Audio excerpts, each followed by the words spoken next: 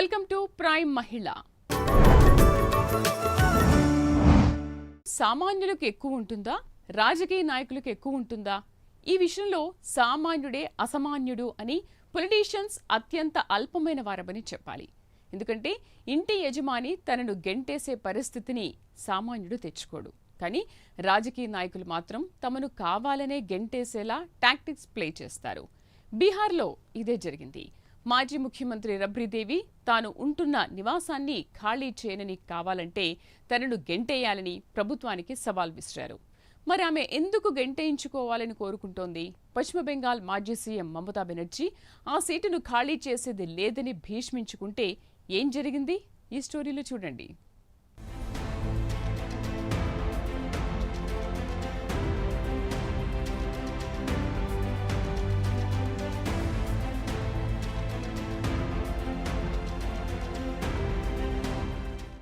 బీహార్ మాజీ సీఎం, రాష్ట్రీయ జనతాదళ్ అధినేత్రి రబ్రీదేవి వ్యవహారం బీహార్ రాజకీయాల్లో ఆసక్తి రేపుతోంది.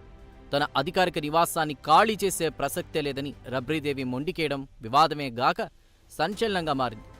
ఆమె వ్యవహారాన్ని చూసి సామాన్యుడు కూడా విస్తుపోతున్నాడు. దాదాపు 2 దశాబ్దాలుగా ఆమె నివాసం ఉంటున్న పాట్నాలోని 10 సర్క్యులర్ రోడ్ బంగ్లాను ఖాళీ చేయాలని బీహార్ ప్రభుత్వం నోటీసులు జారీ చేసింది. అయితే ప్రభుత్వం తనను బలవంతంగా పోలీసులతోనైనా గెంటివేయవచ్చని, కానీ తాను స్వచ్ఛందంగా ఖాళీ చేసే ప్రసక్తే లేదని రబ్రీదేవి సవాల్ విసరడం చర్చనీయాంశంగా మారింది. దీనిపై ఆమె స్పందనను కోరిన మీడియాతో కూడా రబ్రీదేవి దురుసుగా ప్రవర్తించడం ఆశ్చర్యంగా ఉందంటున్నారు రాజకీయ నిపుణులు.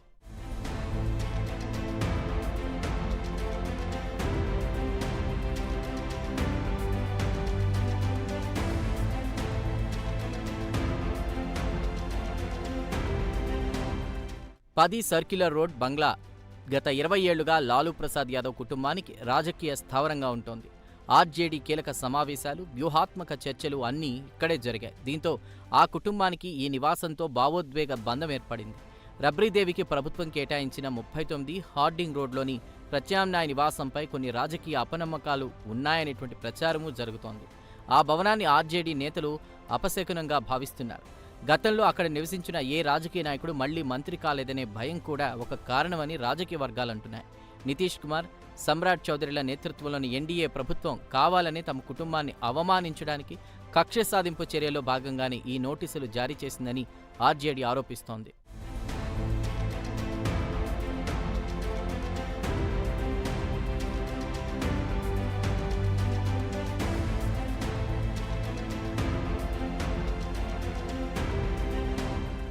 మరోవైపు రబ్రీదేవికి మాజీ సీఎం హోదా కూడా ముగిసింది. 2019లో పాట్నా హైకోర్టు ఇచ్చిన తీర్పు ప్రకారం మాజీ ముఖ్యమంత్రులకు జీవితకాలం ప్రభుత్వ బంగ్లాలు కేటాయించడం ప్రజాధనాన్ని దుర్వినియోగం చేయడమేనని కుండబద్దలు కొట్టింది. అందువల్ల మాజీ సీఎం హోదాలో ఆమెకు ఆ బంగ్లాలో ఉండే హక్కు లేదు. అయితే ప్రస్తుతం బీహార్ శాసనమండలి ప్రతిపక్ష నేతగా ఉన్నారు. ఈ రాజ్యాంగబద్ధ హోదా ప్రకారం ఆమెకు ప్రభుత్వ నివాసానికి అర్హత ఉంది. ఈ హోదా కింద ప్రభుత్వ రూల్స్ ప్రకారం ఆమెకు పాట్నాలోని 39 హార్డింగ్ రోడ్ బంగ్లాను ప్రభుత్వం కేటాయించింది. చట్ట ప్రకారం ఒక ప్రజాప్రతినిధికి ఒకే నివాసం ఉండే హక్కు ఉంటుంది కాబట్టి పాత బంగ్లాను ఖాళీ చేయాల్సిందేనని అధికారులు చెబుతున్నారు.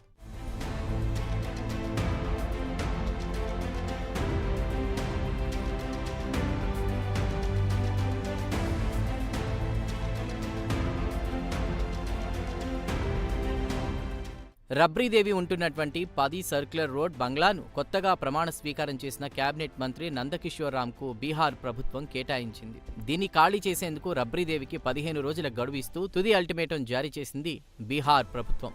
ఈ గడువులోగా ఖాళీ చేయకుంటే చట్ట ప్రకారం బలవంతంగా తరలించేందుకు ప్రభుత్వం సిద్ధమవుతోంది. జూన్ 14లోగా భవనం ఖాళీ చేయకపోతే ప్రభుత్వ విభాగాలు రంగంలోకి దిగే అవకాశం ఉంది. అదే జరగాలని రబ్రీదేవి చూస్తున్నారు. ఎందుకంటే తనను బలవంతంగా ఖాళీ చేయిస్తే ప్రజల్లో సానుభూతి పెరుగుతుందనే దింపుడు కళ్ళం ఆశలో ఉన్నట్లు రబ్రీ కనిపిస్తున్నారు.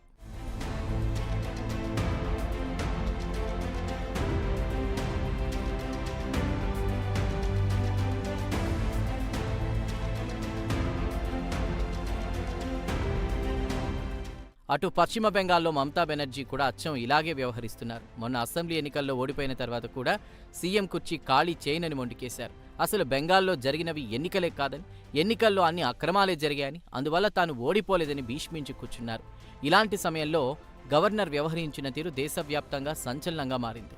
గవర్నర్ ఆర్ఎన్ రవి మమత మొండితనానికి బ్రేకు వేశారు. గత అసెంబ్లీ 5 ఏళ్ల పదవీకాలం ముగిసిపోవడాన్ని ఆయన ఆయుధంగా చేసుకున్నారు. రాజ్యాంగంలోని నిబంధనల ప్రకారం గవర్నర్ తనకున్న విశేషాధికారాలు ఉపయోగించి పశ్చిమ బెంగాల్ అసెంబ్లీని అలాగే మమతా బెనర్జీ క్యాబినెట్ను పూర్తిగా రద్దు చేస్తూ గెజిట్ నోటిఫికేషన్ విడుదల చేశారు. ఇలా క్యాబినెట్ రద్దవడంతో మమతా బెనర్జీ ఆటోమేటిక్గా ముఖ్యమంత్రి పదవిని కోల్పోయారు.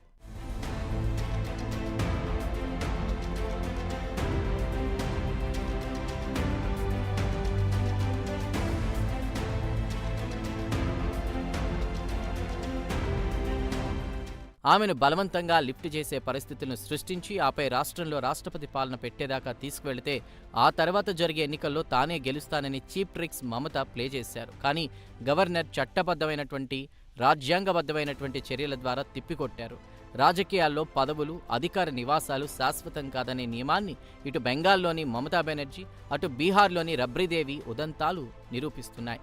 మమతా బెనర్జీ విషయంలో గవర్నర్ రాజ్యాంగబద్ధంగా క్యాబినెట్ను రద్దు చేసి ఆమెను పదవి నుంచి తొలగించగా, బీహార్లో రబ్రీదేవి బంగ్లా విషయంలో ఎన్డీఏ ప్రభుత్వం కూడా కోర్టు ఉత్తర్వుల ప్రకారం పోలీసు బలగాల సహాయంతోనైనా ఖాళీ చేయించేందుకు గట్టి పట్టుదలతో ఉంది. మమతలాగే తన పరువు కూడా పోకముందే రబ్రీదేవి మేల్కొని అధికార నివాసాన్ని మార్చుకుంటే తన గౌరవం పెరుగుతుందని విశ్లేషకులు చెబుతున్నారు. మరి రబ్రీదేవి తాను కోరుకుంటున్నట్లు గెంటేయించుకునే పరిస్థితులు తెచ్చుకుంటారా, లేక సామాన్యుడి మాదిరిగా తనకు తానే గౌరవంగా ఖాళీ చేసి వెళ్ళిపోతారా అనేది చూడాల్సి ఉంది.